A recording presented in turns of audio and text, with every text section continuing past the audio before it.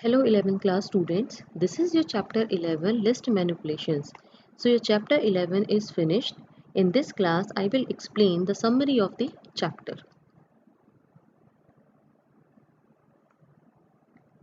So what is list? So list is a collection of values or an ordered sequence values or items. The item in a list can be of any type such as string, integers, float or even a list. The elements of a list are enclosed in the square bracket. Lists are mutable. It means the values in the list can be modified. So like a string, list also is a sequence data types. So creating and accessing a list. So in this, you just create the list with the help of this square bracket. Okay. So here the bracket should be square.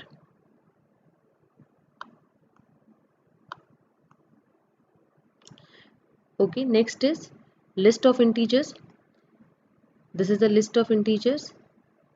This is the list of mixed value. This is the list of string and this is the list of mixed value again. Now list types. So there are three types of list, that is empty list, long list, nested list.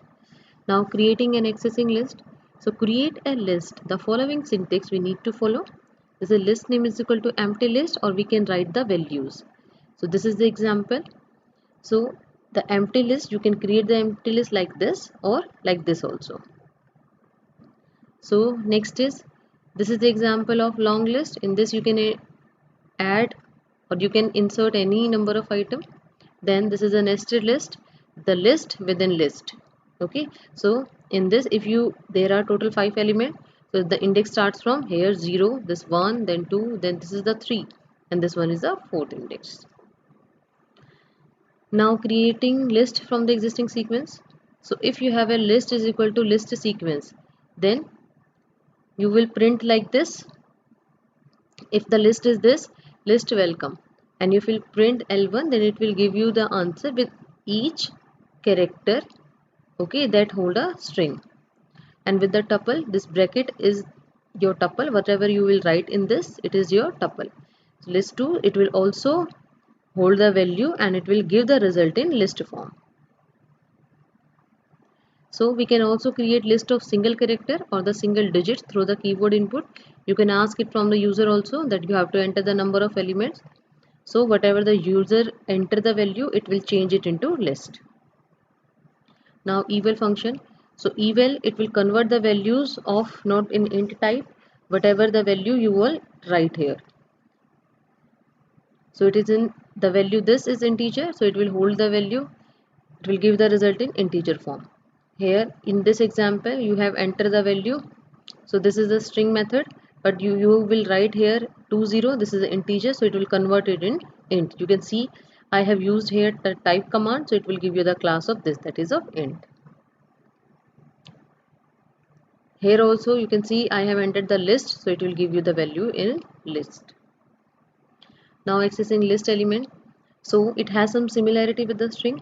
So like string, every individual elements of list are accessed from their index position, which is from 0 to length -1 in forward indexing and from -1 to minus length in backward indexing.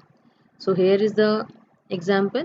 The forward indexing starts from 0 to length -1 and the backward indexing starts from -1 to last.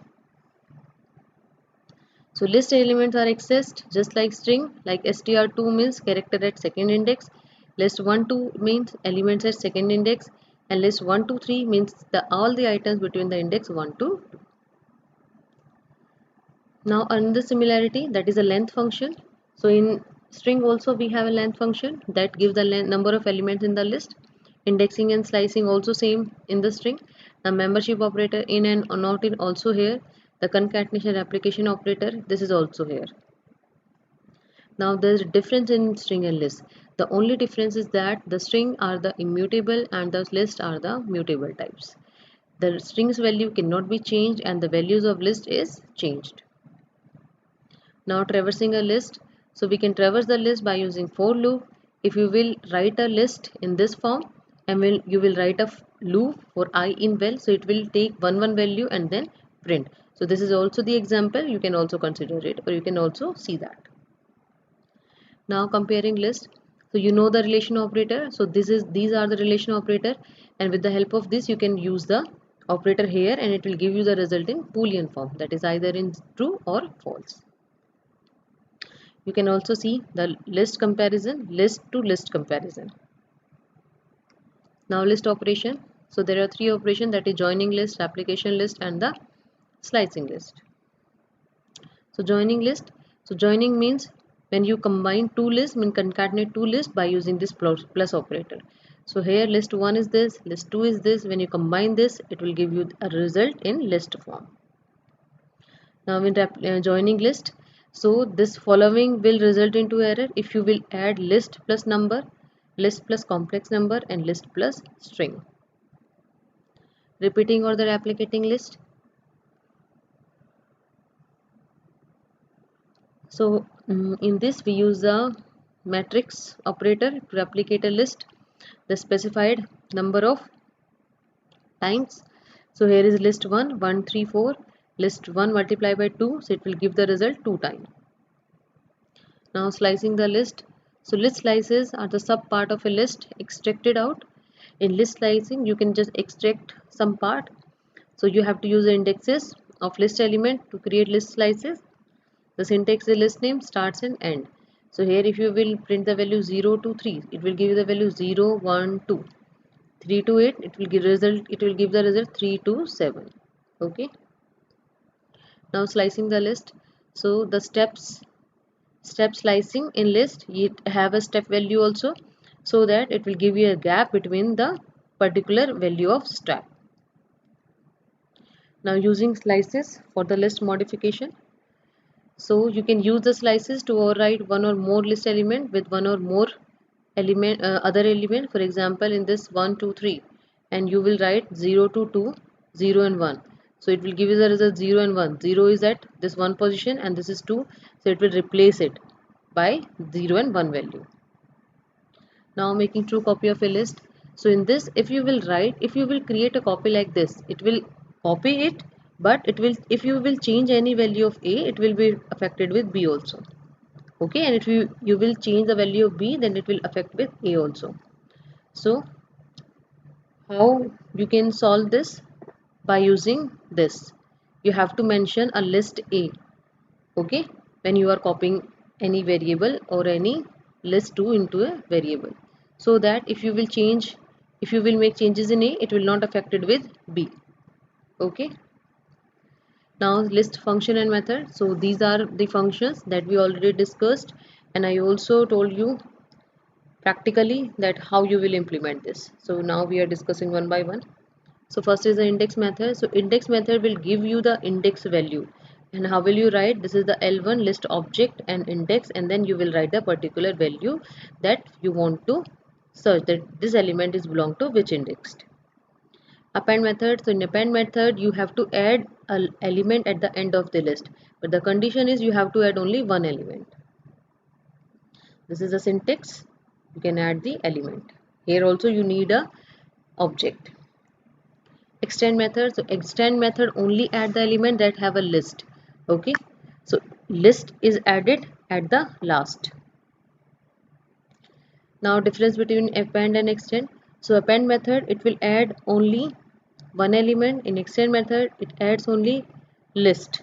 Okay, and in list can n number of items can be there.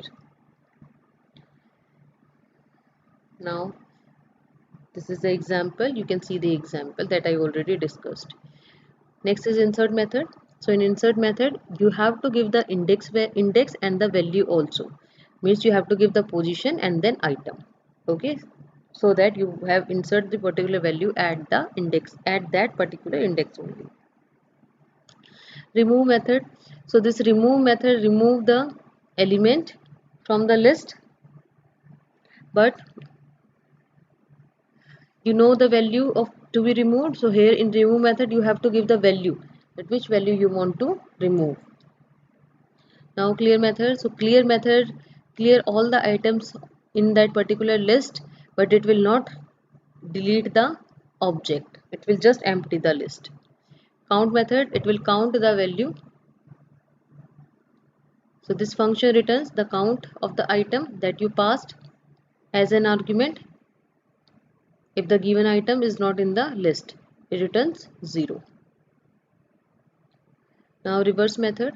So this method will give you the answer in reverse order. Okay, so whatever the list is there, if you will perform the reverse method, then it will reverse the list. Now sort method give you the value in ascending order. And what if you want a value in descending order?